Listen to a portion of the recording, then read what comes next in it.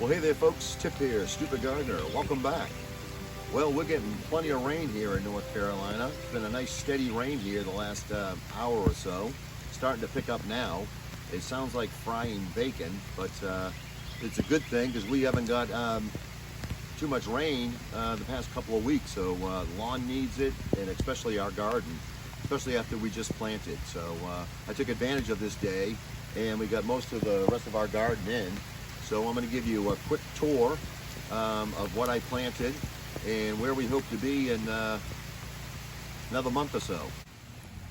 Okay, so these are the tomatoes that we put in last week. These are the indeterminate tomatoes, and these are the determinate tomatoes. And the determinate are kind of like the bush tomatoes, and they'll just grow up in those cages. These indeterminate will grow right up these stakes here, and we'll be tying them off. And we'll be doing a video on tying them off and pruning these and everything. And I just decided to get a couple more of the bush determinate tomatoes, and so I put one here. And then I decided to get some cherry tomatoes. I've never grown these before, so I just thought, well, let's give these a try. So I have one here, one cherry tomato here, and I got one back there. So we'll see how these all come in. And where this trellis is here, this is where we put our cucumbers as well as our green beans. I got the green beans coming in this side here, and the cucumbers will be growing up on that side there. As they grow up this trellis, we'll put something across the top there, like an arch there, so it can grow up there too once they get up there. And but I just planted these just the other day, so we'll see where they are in a week or so. They should start growing up. And right in here I put in some peppers, some bell peppers. I'm not too big on spicy peppers, so I just gonna put it in these green peppers, which we eat a lot of those in our salads and different things like that. So, and I got like 6 or 7 of those. And then over here I put in a couple of zucchini plants there. I do not eat zucchini.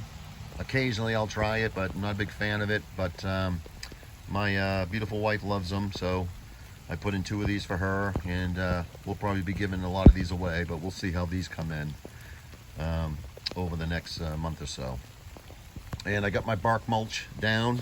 I was able to find some fine bark mulch, and I got this spread out here, and I have more of the chunks over here, but I got that all spread out there. That'll retain that moisture as well as keep the weeds down, and this will break right back down into our soil here, so it's adding to our raised garden bed. Well, okay, the rain's starting to come down a little bit heavier, so I think I'm gonna call it a day and get back inside here. I'm getting soaked, but like I said, perfect day to get our garden put in, and it'll save us having to water or anything here. Nice steady rains coming down, so that's a nice steady flow of water that these plants that I planted will be getting down to that root system. And I'm glad I put all this bark mulch down, because it's going to retain a lot of that moisture, and it's going to keep our weeds down. And just remember, when you're using bark mulch and stuff like that, to make sure that you're not getting the kind that's dyed a certain color, like red or black or something like that. Just get I just use the pine bark mulch, and you can read on there exactly if it's okay to use around plants and to mulch with, and the stuff that I get is.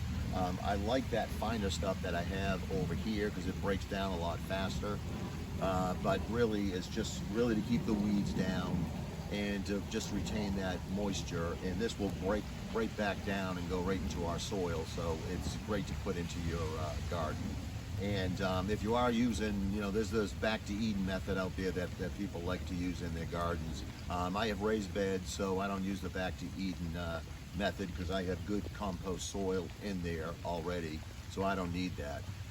But I don't plant in this bark mulch. I plant below it, and that's just a protection, like I said, to keep the weeds down and to get that moisture in there, and it just will all break down back into the soil. So just remember that if you're using the bark mulch. So I guess I will sign off from here, get in and get dried off and everything, but I want to thank everyone for watching, and just remember, if you're not a subscriber, please stop what you're doing, hit that subscribe button, and just follow along, you know, for the summer, and watch how our garden grows out here. Also, I got a bunch of wildflowers coming in. I'll be doing a video on that. They're up here over my shoulder here, and they're coming in great. And I got my blueberries and my strawberries that I'll be doing a video on soon. So just stay tuned. I guess I will sign off from here. And if you have a comment, please put it down below. Have any questions, or if you have any advice, please put that down below and hit that like button, and don't forget to subscribe. And so I will see you on the next one. This is Tip from The Stupid Gardener. Everyone take care. God bless everybody.